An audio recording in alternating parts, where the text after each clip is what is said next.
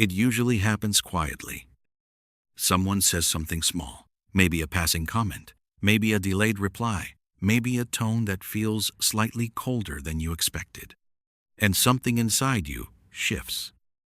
Not dramatically, not visibly, but enough. Your chest tightens, your posture adjusts, your thoughts begin forming around a single sentence. They don't respect me. I always mess this up. This never works.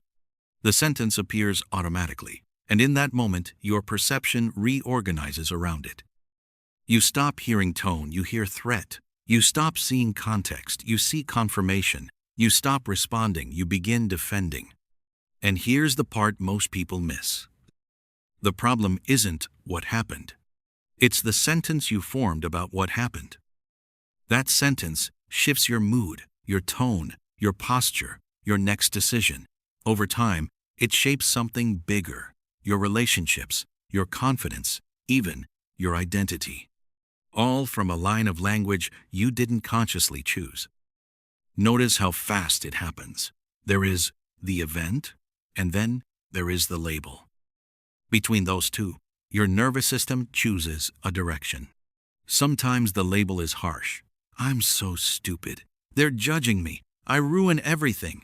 Sometimes it sounds calm, even rational. It's fine. I don't care. That's just how people are. But even those sentences guide perception. Because once language attaches meaning, your attention becomes selective. You start looking for proof, and whatever you look for long enough, you begin to find. Nothing in the environment changed after that first second, only the words did. And yet your body shifts, your emotions shift, your behavior shifts. You think you're reacting to reality, but you're reacting to language. Notice what happens when something uncertain occurs. A delayed reply, a change in tone, an unexpected silence. There's a brief gap where nothing has meaning yet. And then the mind fills it.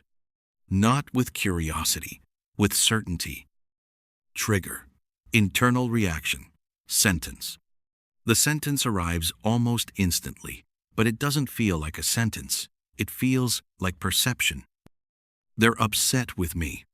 I'm about to mess this up. This is going to go wrong. It feels obvious. And because it feels obvious, you don't question it. Your body reacts first. Shoulders tighten. Breathing becomes shallow. Attention narrows. Now the mind starts building a case. Well, last time this happened. They usually act like this when... I've always struggled with this. You're no longer evaluating the sentence. You're defending it. Then behavior shifts. You send a follow-up message to clarify. You over-apologize. You withdraw slightly. You adjust your tone just enough to protect yourself.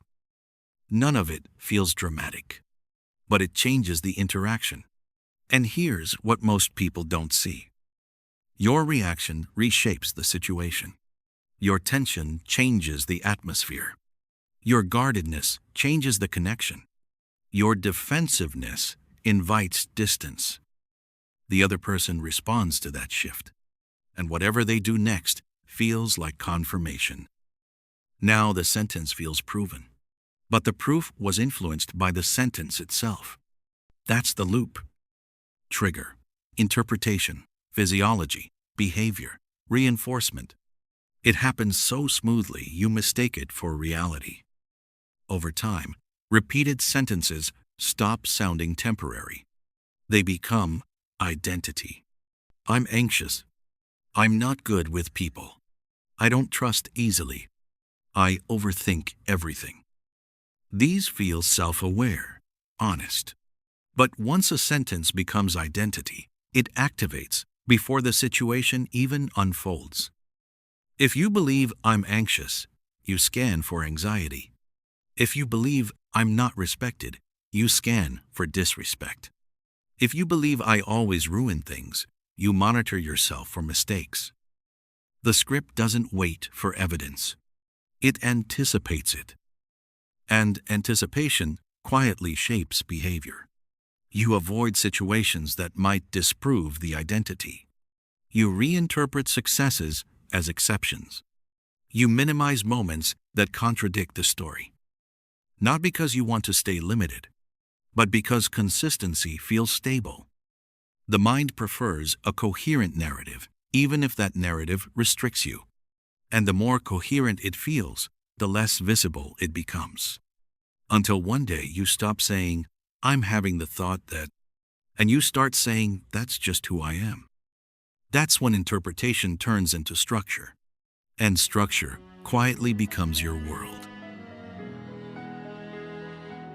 If this were only about thoughts, it would be easier to change.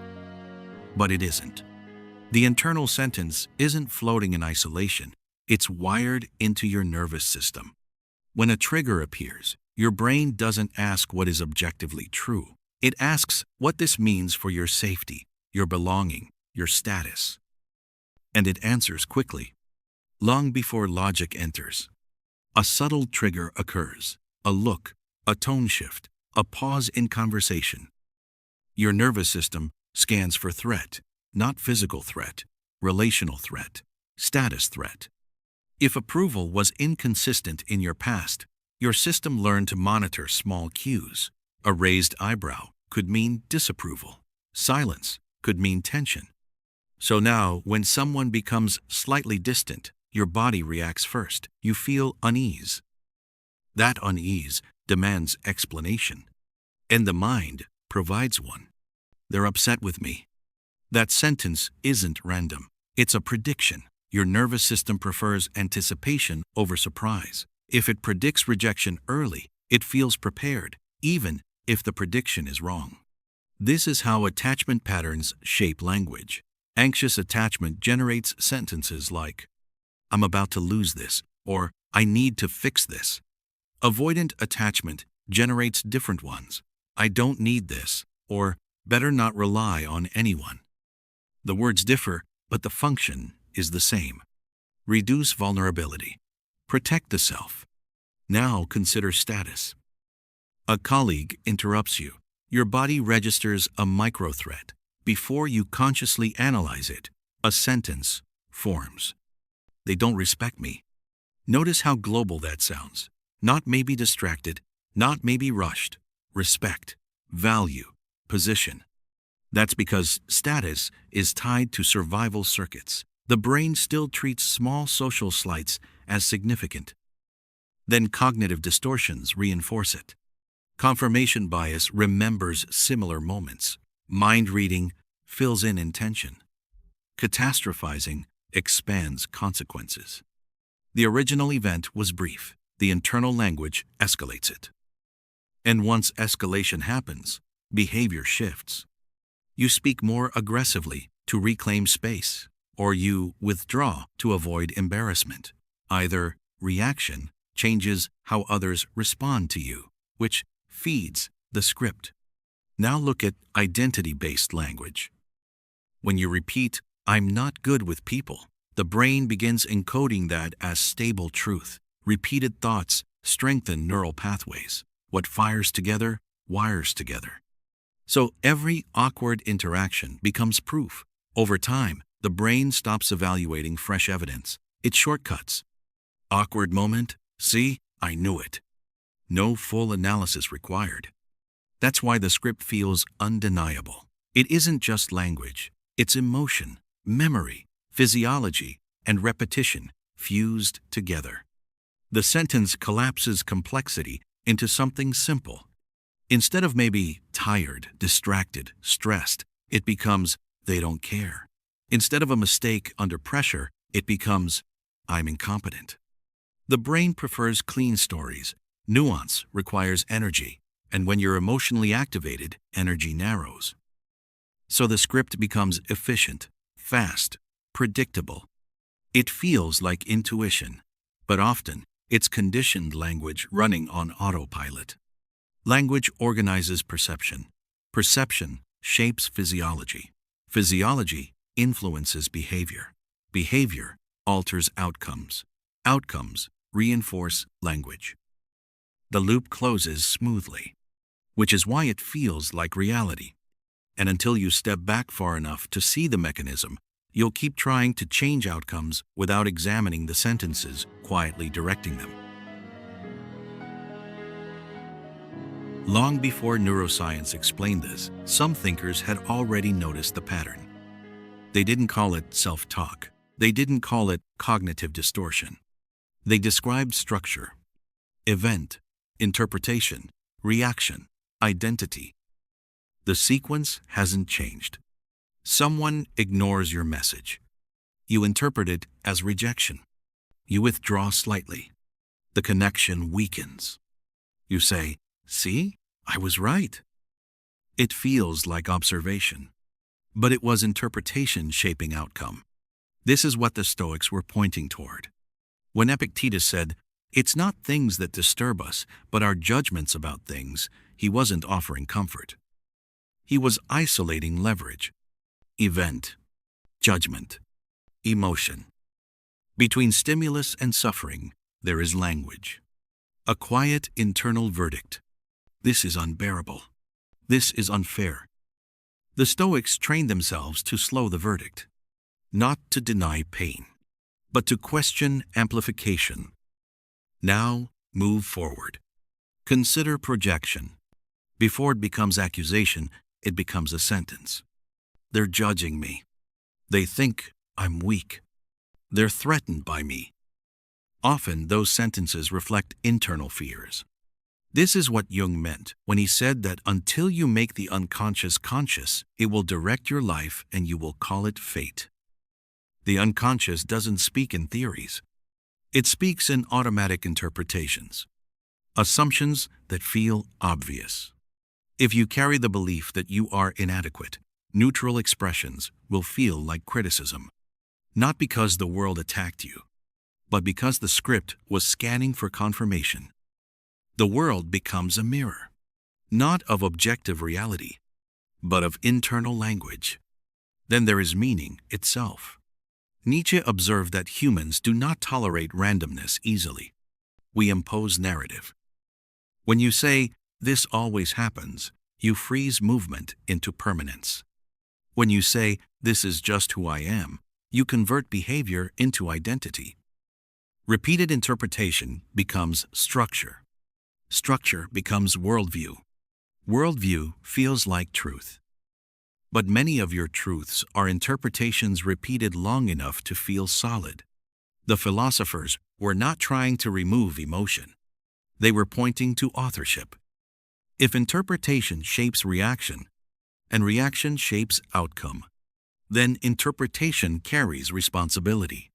Not dramatic responsibility, precise responsibility. The responsibility to notice the sentence forming before it hardens into identity. Because once language fuses with identity, it stops feeling like language. It feels like you. And that is why the pattern is difficult to see. Not because it's hidden, but because it sounds like your own voice. You say you're being realistic. Listen to the tone of your internal language. They don't respect me. This always happens. I already know how this ends. Those aren't observations. They're conclusions. And conclusions close doors. You call it intuition. But sometimes it's rehearsal. You rehearse rejection before it arrives. You rehearse failure before you begin. You rehearse betrayal before trust has space to form. Then when something goes wrong, you feel validated. See, I knew it. But look closer. How much of what you predicted did you subtly prepare for? If you expect someone to lose interest, you become slightly guarded. If you expect criticism, your tone tightens. If you expect conflict, your body braces. They feel that shift. They respond to it. And now you have confirmation. You call it proof. But it began as assumption. You say you don't care what people think. Your nervous system reacts when approval feels uncertain. You say you're independent. But one unanswered message unsettles you. You say you're confident, but one comment lingers for hours. This isn't weakness. It's unexamined language shaping perception. Here's the uncomfortable truth. Your internal sentences are not neutral. They are instructions. When you repeat, "I'm bad at relationships," you don't just describe your past. You narrow your tolerance for discomfort. You scan for exit signs. You interpret ambiguity as warning. And when things collapse, you say it never works. When you repeat, "I can't handle pressure," normal stress feels like threat. You pull back early. You reduce exposure. You protect the identity. Then you call it self-awareness. But awareness without examination becomes limitation. You are rarely trapped by events alone. You are stabilized by familiar narratives, even painful ones, because repetition feels safer than uncertainty. If the script says, "People always leave," closeness becomes tense. You become hyper-aware or distant. Both create instability. Instability creates distance. Distance confirms the script. You call it fate, but it was rehearsal. Some of your most repeated sentences were never consciously chosen. They were absorbed. You're too sensitive. You're not leadership material. Don't expect too much. Repeated long enough, they became identity. Now you defend them. You say, "I'm just being honest." But honesty without scrutiny becomes self-definition. Self-definition becomes structure. Structure becomes your limits. Letting go of a sentence feels destabilizing. If you release, "I'm not good enough," who are you without it? If you loosen, "I don't trust people," what protects you? The script feels like armor, but it's also architecture. It shapes your posture, your risks, your relationships, your ceiling. You don't need dramatic trauma for this pattern to exist. You need repetition. Repeated language becomes emotional default. Default becomes behavior. Behavior becomes structure. And then you say, "This is just how things are." But here's the deeper truth. You are not only reacting to reality, you are participating in constructing it. Through language, through sentences you rarely question. Now don't fight it. The instinct, once you see this pattern, is to correct yourself aggressively. To replace every negative sentence with a positive one. To force new beliefs. To overpower the mind. But force is still reaction. And reaction keeps the nervous system tense. This isn't about domination. It's about space. The next time a trigger appears, a tone shift, a delay, a mistake, and the sentence forms, pause just long enough to notice it. A sentence just formed. That small recognition creates distance. You are no longer inside the sentence. You are observing it. "They're upset with me." Instead of arguing with it, soften it slightly. That's one interpretation. You don't need to replace it with optimism. You don't need to convince yourself everything is fine. Just allow uncertainty. "I don't fully know yet." Notice what happens in your body when certainty loosens. Breathing slows. Muscles release slightly. Urgency decreases. Then adjust the structure gently. Instead of, "I'm incompetent," try, "I'm having the thought that I'm incompetent." It's a subtle shift, but it moves the statement from identity to experience. An experience passes. An identity hardens. Keep it an experience. Then regulate the body. Slow the breath. Relax the jaw. Unclench your hands. Language and physiology reinforce each other. When the body settles, interpretation softens. Next, widen the lens. Ask quietly, "What else could this mean?" Not to force positivity, just to introduce possibility. Maybe they're distracted. Maybe they're tired. Maybe it isn't about you. Maturity is the ability to hold ambiguity without collapsing into the most threatening explanation. Another practice is simple. Track recurring phrases. Write them down privately. Seeing them on paper reduces their authority. Notice the absolutes. Always. Never. No one. Those words signal rigidity. Question them gently. Is it always? Is it never? The goal isn't confidence. It's accuracy. And accuracy reduces unnecessary suffering. When emotion feels larger than the moment, ask, how old does this feeling feel? Often the intensity belongs to earlier experiences. The present situation becomes a surface for older sentences. Recognizing that creates separation. Finally, delay action. When the impulse says, send another message, withdraw, defend yourself, wait. Many reactions dissolve when not executed immediately. The script depends on speed. Delay weakens it. Over time, something subtle changes. The sentences still appear, but they lose authority. They become suggestions, not commands. And that shift is quiet. It doesn't feel dramatic. It feels steady. And steadiness changes more than force ever could. By now, something should feel slightly different. Not because the world changed, but because you can see the mechanism. Trigger, sentence, reaction, reinforcement. It's simple. And because it's simple, it's powerful. The event happens, but the meaning forms inside you. That meaning is not fate. It's language. And language can be observed. Most people never slow down enough to notice the sentence forming. They feel something. They name it. They act on it. And whatever follows becomes proof. The loop runs quietly, for years, until identity forms around it.